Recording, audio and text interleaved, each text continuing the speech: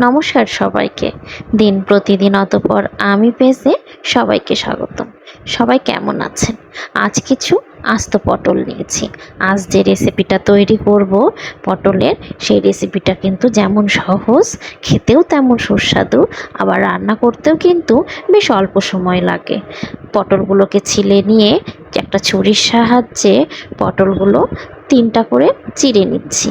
মানে একটা পটলে 3টা করে চিড়ে দিচ্ছি। আর এটা দিয়ে কী তৈরি করব সেটা একটু পরে বলছি। এর ভেতর আরেকটা টুইস্ট আছে। সেটা কি, আমি আজ পটলের যে রেসিপিটা তৈরি করব, এতে আমি কোনো বাটা মশলা ইউজ করব না। মানে আদা, জিরা, ধনিয়া, মরিচ গুঁড়ো এগুলো আমি আজকে দিব না। আচ্ছা, লবণ হলুদ তো দিতে হবে। তো লবণ হলুদ চিনি দিয়ে পটলগুলোকে এক একটা আলাদা আলাদা করে মেখে নিচ্ছি। কারণ এভাবে না মেখে নিলে, যেহেতু এটা গোটা আস্ত পটল, এর ভেতরে ভালোভাবে লবণটা ঢুকবে না, একটু চিনির টেস্টটাও যাবে না।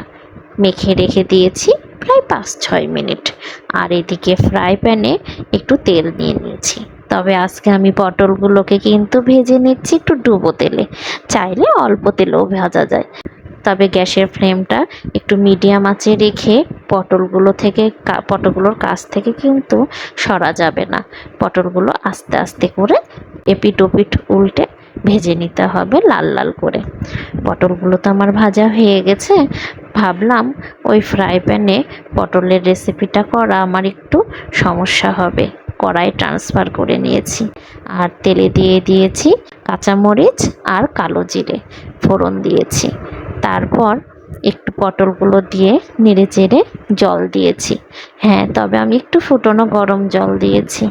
এতে পটলগুলো সেদ্ধ হয়ে যাবে। আর যখন পটলগুলো সেদ্ধ হয়ে গেছে, সরিষা বাটা ছিল। সরিষা বাটায় কিন্তু আমি লবণ হলুদ আর কাঁচামরিচ দিয়ে বেটে রেখেছিলাম।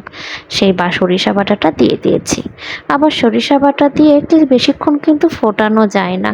কিছুক্ষণ নেড়ে চেড়ে লবণ হলুদ যা দরকার সেটা দিয়ে আবার কিছুক্ষণ নেড়ে চেড়ে নিয়ে তারপরে কি দিলাম, চিনি দিয়েছি। সরিষা বাটা মানেই কিন্তু চিনি আর সরিষার তেলটা লাস্টে না দিলে কিন্তু টেস্টটা আসে না।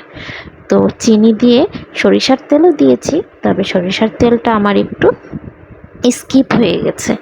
তো পটলের সর্ষে পাতুরিটা কিন্তু আমার হয়ে গেছে।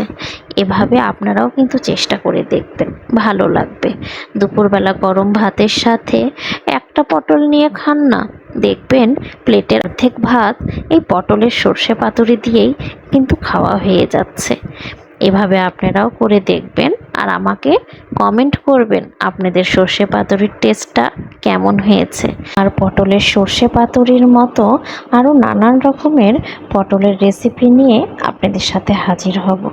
আমার পেজের সাথে থাকবেন আর আমার ভিডিওগুলোকে লাইক, কমেন্ট, ফলো, শেয়ার দিবেন। ধন্যবাদ।